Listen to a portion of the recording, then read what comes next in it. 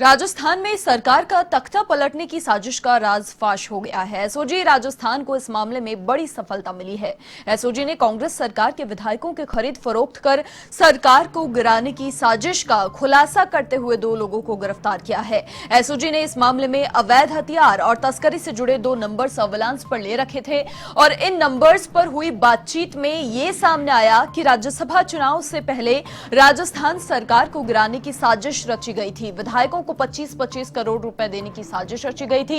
ATS and SOG ADG Ashok Rathore का यह कहना है कि बातचीत में सरकार गिराने और नई सरकार बनाने की बात कही जा रही है। बाकायदा विधायकों को कमाई का ब्यौरा भी दिया जा रहा है।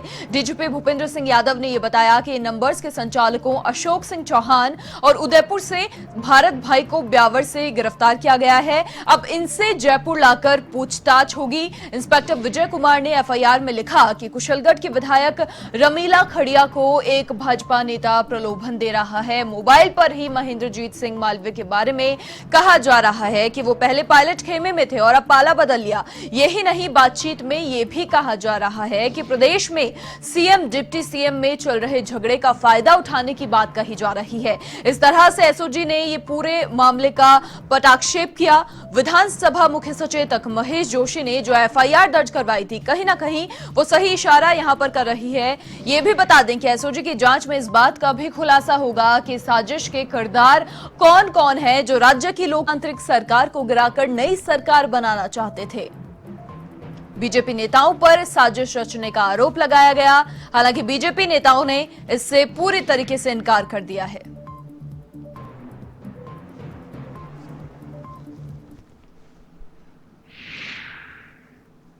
एक परिवार तो जो श्री महेश जोशी जी ने दिया था, तो उसकी जांच अभी भी जारी है और साथ में ही चूँकि समय समय पर जो असामाजिक तत्व या जो कुछ ऐसे समाज में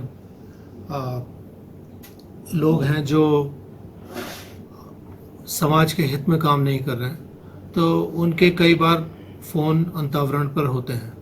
तो ऐसे ही 2 फ़ोन थे जिनके अंतर्वरण जो इंटरसेप्शन है, उनसे कुछ तथ्य ऐसे उजागर हुए जिनके आधार पर ये पाया गया कि वो लोग सम्मिलित हो सकते हैं और उनके साथ अन्य लोग भी सम्मिलित हो सकते हैं जो इस प्रकार की माननीय जो विधायक गण हैं जो राजस्थान लेजिस्लेटिव असेंबली के, उनकी खरीद फरोख्त के संबंध में संलिप्त हैं।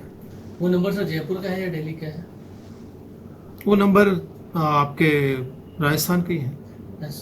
कुछ पता लगा किसके हैं वो नंबर?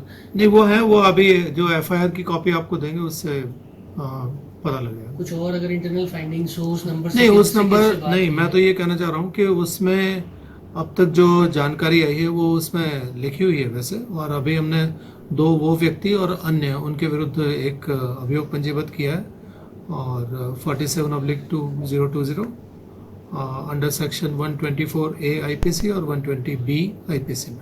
चलिए, और अधिक बातचीत के लिए A1 टीवी के वरिष्ठ संवाददाता नीरज मेहरा जी फोन लाइन पर हमारे साथ जुड़ चुके हैं। नीरज जी, देखिए, कह सकते हैं एक ब्रेक कुछ समय के लिए लग गया था राज्यसभा चुनाव के बाद, लेकिन अब फिर से सियासी गलियारों में ये हलचल दिखाई दे रही है। आरोप प्रत्यारोप का दौर यहाँ पर फिर से शुरू हो गया है। हालांकि एसओजी कुछ ही समय में खुलासा कर देगी। देखिए मनीषा, जिस तरह का खुलासा एसओजी ने किया है उससे साफ है कि कहीं न कहीं राजस्थान में जो सरकार है उसको अस्थिर करने की साजिश चल रही थी और साजिश को बेनकाब करने का काम एसओजी ने किया है। हालांकि राज्यसभा चुनाव से पूर्व ही इस पूरे प्रकरण की भनक सूबे के मुख्यमंत्री अशोक गहलोत और उनकी टीम को लग जाती है, जिसके चलते वो विधायकों की बाड़ेबंदी करते हैं और ये जो है विधायकों को की जो खरीद फरोख्त है वो नहीं हो पाती है। लेकिन जैसे ही अभी क्योंकि एसओजी पूछताछ करती महेश जोशी से और लगातार दबाव बनाया जा रहा था, उसके बाद एसओजी ने 2 नंबर सर्विलांस ले रखे थे। उन नंबरों की जब जांच की गई, उन नंबरों पर बातचीत की जब रिकॉर्ड आया सामने, तो उसमें पता लगा कि 2 व्यक्ति, एक उदयपुर से हैं और एक ब्यावर से हैं, वो दोनों विधायकों की खरीद फरोख्त की बात कर रहे हैं, सरकार गिराने की बात कर रहे हैं, बड़ा पैसा कमाने की बात कर रहे हैं, विधायकों को 25-25 करोड़ रुपए में खरीदने की बात कर रहे हैं और 2 विधायकों के नाम भी उसमें सामने आ रहे हैं, रमीला खड़िया और महेंद्रजीत सिंह मालवीय का नाम सामने आता है। और विधायकों से इस बात में पूरा में सामने ये भी सुनाई देता है कि कहीं न कहीं जो है यहाँ पर डिप्टी सीएम और सीएम की जो लड़ाई है उसका फायदा मिल सकता है। और सीएम बनाने को लेकर भी चर्चा इस फोन पे आई है, वो भी सब चीज रिकॉर्ड पे आया है। तो ये तमाम बातों को लेकर लगता है कहीं न कहीं जो है ये मामला था साजिश का, और इसके तहत अब जो है एसओजी उन दोनों से पूछताछ करेगी। वहीं जो महेश जोशी ने भी कहा कि जिस तरह के आरोप हमने लगाए थे वो साफ हो गया है कि बीजेपी और बीजेपी का केंद्र नेतृत्व तो कहीं न कहीं राजस्थान में कांग्रेस की सरकार को अस्थिर करने के प्रयास में था। और अब इस मामले की जांच क्योंकि एसओजी कर रही है, तो एसओजी की जांच में ही खुलासा होगा। हालांकि भारतीय जनता पार्टी के नेताओं का साफ कहना है कि इस पूरे प्रकरण से उनका कोई लेना देना नहीं है। उनको ये जो आरोप है तमाम आरोप निराधार है, क्योंकि जो लोग पकड़े गए हैं उनसे भी भारतीय जनता पार्टी का कोई लिंक नहीं है। ऐसे में जब जांच होगी तब साफ बात सुनाई जाएगी। सचिन पायलट का भी साफ कहना है कि इस पूरे प्रकरण की जांच होनी चाहिए और इस जांच में जो भी दोषी है उनके खिलाफ एक्शन होना चाहिए, क्योंकि ये मामला क्या है वाकई में पता लोगों को लगना चाहिए। जहां तक सरकार की बात है, सरकार का कहना है कि जो बातचीत का रिकॉर्ड सामने आया है उससे ये बात तो साफ है कि जिस तरह से मध्य प्रदेश और दूसरे प्रदेशों में कांग्रेस की सरकारें अस्थिर की गई, चलते हुए सरकारों को गिराया गया, तो कहीं ना अंदेशा जो है था इस बात को लेकर, और इसी को लेकर सावचेत बरती गई। और यहाँ पर एक तरह से कह सकते हैं रणनीतिक कौशल भी मुख्यमंत्री का नजर आया, जिन्होंने राज्यसभा चुनाव में इन तमाम बातों को निर्मूल साबित कर दिया और टूट फूट नहीं होने दी विधायकों में।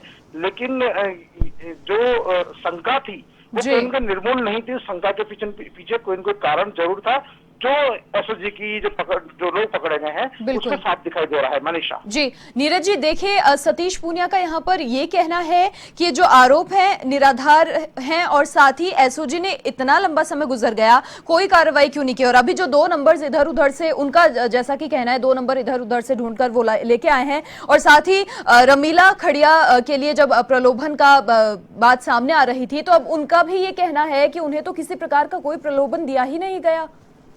जी बिल्कुल, मैंने अभी बताया आपको कि बीजेपी ने साफ तौर पर कहा है कि इन जो 2 व्यक्ति पकड़े गए हैं उनसे बीजेपी का कोई लेना देना नहीं है, बीजेपी का उनसे कोई लिंक नहीं है, बीजेपी के कोई पदाधिकारी नहीं है।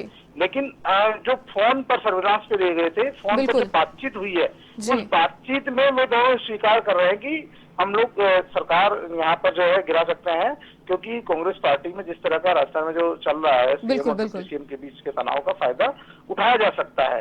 अब वो किसकी सहायता पर कर रहे थे, क्या कर रहे थे, कौन इसके पीछे थे, तमाम बातों का खुलासा एसओजी की जांच में ही हो सकेगा। फिलहाल तो कांग्रेस पार्टी का कहना है कि बीजेपी के लोग इसमें शामिल हैं। हालांकि बीजेपी के लोगों का साफ कहना है, सतीश पूनिया का कहना है, अन्य लोगों का भी कहना है कि बीजेपी का इस पूरे प्रकरण से कोई लेना देना नहीं है। लेकिन कहीं न कहीं एक बड़ा खुलासा एसओजी की जांच में होने वाला, जिसका सबको इंतजार था।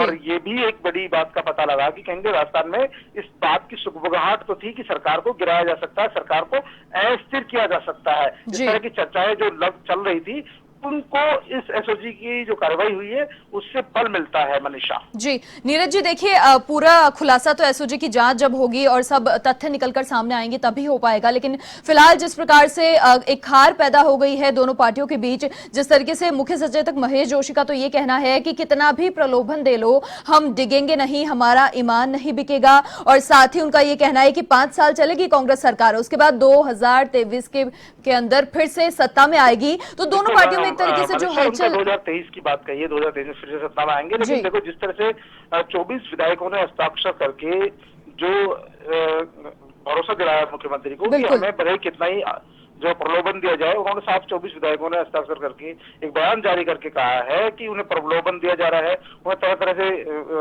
लुभाया जा रहा है, लेकिन वो फिर भी जो है इस प्रलोभन में नहीं आने वाले हैं। और राजस्थान में सरकार पूरे 5 साल काम करेगी। उन्होंने मुख्यमंत्री जी को भरोसा दिलाया और उनका कहना है कि राजस्थान के जो है शान बान आन का प्रतीक है राजस्थान की धरती और यहाँ के लोग। तो ऐसे में यहाँ पर जो लोग इस तरह की साजिश करना चाह रहे हैं, सरकार को अस्थिर करने का प्रयास करने जा रहे हैं, वो इस बात को भूल जाए, क्योंकि राजस्थान के लोग इस प्रलोभन में नहीं आने वाले।